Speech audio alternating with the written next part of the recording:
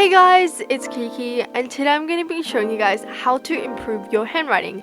So this video will have a step-by-step guide that you can follow and additional tips and also some stationery tips that you might like to know. This video has been so requested and I think it's a video that a lot of people will enjoy watching, including me. And these are just some tips that I've implemented to drastically improve my handwriting. My handwriting used to look absolutely horrible. It was so messy and I just couldn't stand it. So using these tips, I improved my handwriting. Make sure to watch the video on full screen and turn the quality of the video as high as you can so you can easily see the writing that I write. Anyways, without further ado, let's get on with the video. The first section we will be covering is the step-by-step guide. So the first thing you want to do if you want to improve your handwriting is to find inspiration. I know you've probably heard this before, but I think it's really important if you want to improve your handwriting. I found some inspiration off Instagram through accounts and hashtags, as well as Google Images. I think Google Images is probably one of the most helpful, as well as Pinterest, that's also really helpful, and YouTube, and videos like this one. So finding inspiration and finding a handwriting that you really like will help in order for you to actually copy those handwriting so you can actually achieve your dream handwriting. I will talk more about this later in the video. The next step is to write out your current handwriting. Write out the alphabet in capital and lowercase. This will help you analyze your current handwriting and see which letters that you like and which letters you don't like.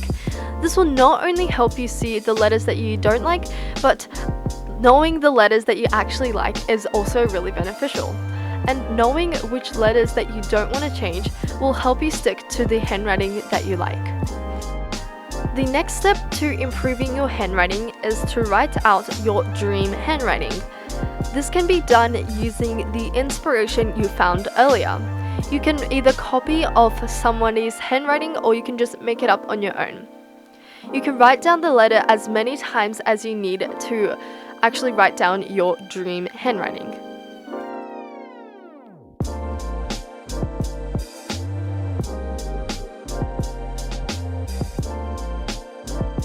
Once you have written your current handwriting and your dream handwriting, compare the two.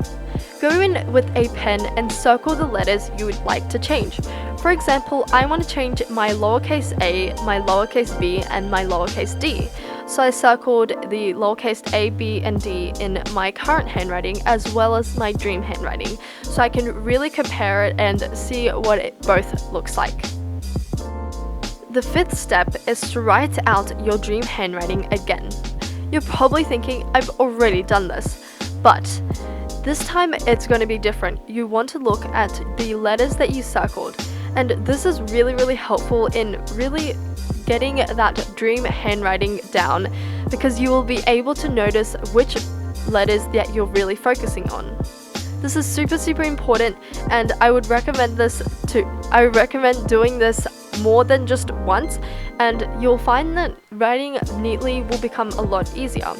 And as I did before, you can write your dream handwriting again and again until you found the letter that you like.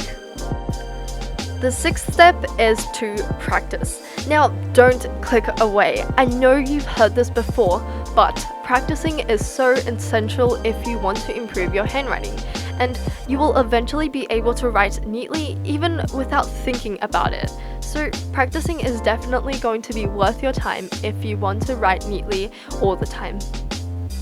Now we are going to be covering the additional tips section. These tips really helped me get the handwriting that I want and really improved how I write. This is probably the most important and beneficial section of this video, so you don't want to miss it. The first tip is to be consistent. Now this is a little bit too broad, so I'm going to be dividing this into 5 sections. The first thing is to be consistent with your letters. You do not want to be writing calligraphy and cursive and print all together in one sentence, one line, one paragraph, one page. you want to stick to one type of handwriting. So for example, I could write a whole page of print, or I could write a whole page of cursive or calligraphy instead of just mixing it all together. Next, you want to be consistent with the position of your letters in the lines. By this, I mean not having your letters at the top section of the line, and then middle, and then bottom, and just going everywhere with the alignment of your letters. And you just want to keep a consistent position in your line. So you can either write out on the line, which I do now, or in the middle of the two lines, which I used to do, or you can do the top, which I've never done, but obviously you can. Then you want to be consistent with the slant of your letters. So I used to slant my letters to the right, and this actually worked really well, and it made my whole page look consistent.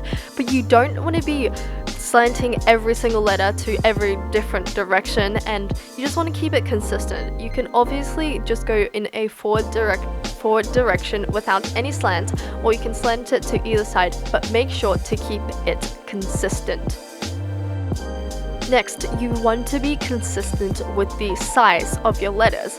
So I've seen people write very large and very small and just medium, but you don't want to mix them around. So having like a really large letter, and then a small letter, and then a medium letter.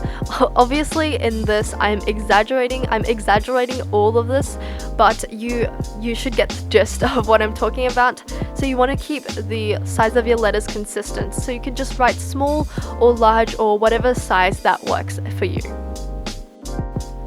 Finally, you want to be consistent with the pen you use. So you don't want to be switching from a ballpoint pen to a gel pen to a fine tip pen and changing all these sizes, like going from 0.7 to 0.38. And this will look so messy. Even just changing the pens from a few lines, it just looks really bad, and I hate how it looks when you switch all the pens around. So you want to keep a consistent pen that you use. And obviously I'm exaggerating. I don't think anyone would change the letters every single letter, but you get the gist of what I'm talking about. The second tip is to have spaces between all letters. Now, this is a hard thing to get into, especially when if you write really squashed together. I used to write with no spaces between my letters, and it would just look too crowded and too messy. It is really important to practice having spaces between all letters, and this will make your writing instantly neater. The next tip is to slant your page. This is something I always do if I'm taking notes in class or if I'm just making my study notes. However, in videos, I like to keep my page straight so I don't write with a slant. That's why sometimes my letters can get a little bit messy. However, finding a slant that works for you might be really beneficial for you. I found the perfect slant for me, which is slanting it to the left, and this really helps me get a good consistent slant on all my letters. The final tip is to write with paper or a book underneath. This instantly makes my handwriting a lot neater and makes writing a lot easier. Either get a piece of paper or a book underneath, or just write in a book and that will automatically have pages underneath. Now I'm going to be talking to you about the stationery I use and some things to consider if you're looking for the perfect pen to write, as well as the perfect paper that you write with. First and foremost, you want to find a pen that you like. Obviously, this isn't as easy as it sounds. For me, it took me a very long time to find a pen that worked for me. The first thing you want to think about is the type of pen that you like. Personally, I like to use a gel ink pen, but I know some people like using a ballpoint pen or even fine tip pens.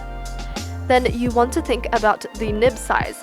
So you might like to write very thick, or you might like to write very thin.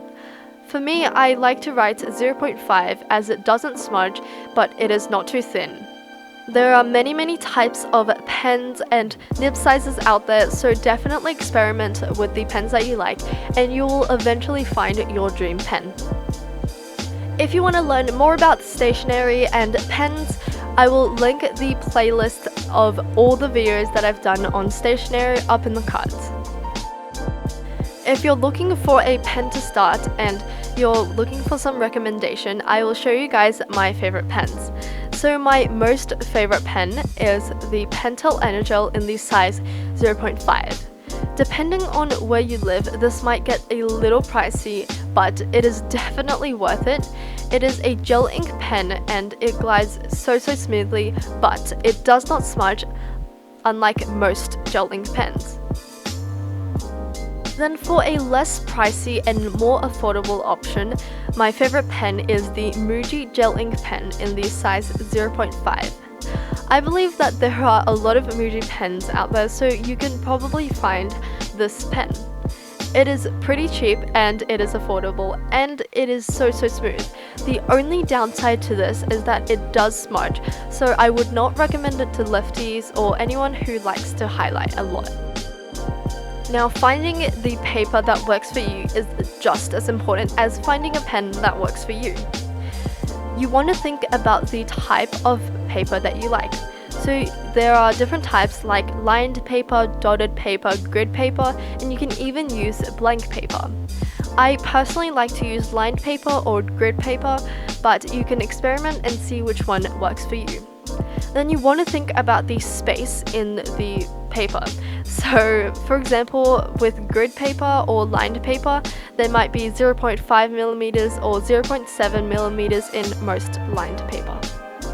So I hope you found this video helpful and this hopefully helped you improve your handwriting. I have many other videos on how to improve your handwriting, but they are quite old. However, if you still want to check them out, I'll leave the link to the playlist up in the cards. As always, make sure to subscribe, give this video a thumbs up if you enjoyed, and comment down below what video you guys would like to see next. As a reminder, I'm only going to be uploading 3 videos per month, 1 plan with me and 2 normal videos per month. And I've been a bit busy lately, so don't be surprised if I don't upload as I promised. Bye guys, see you next time!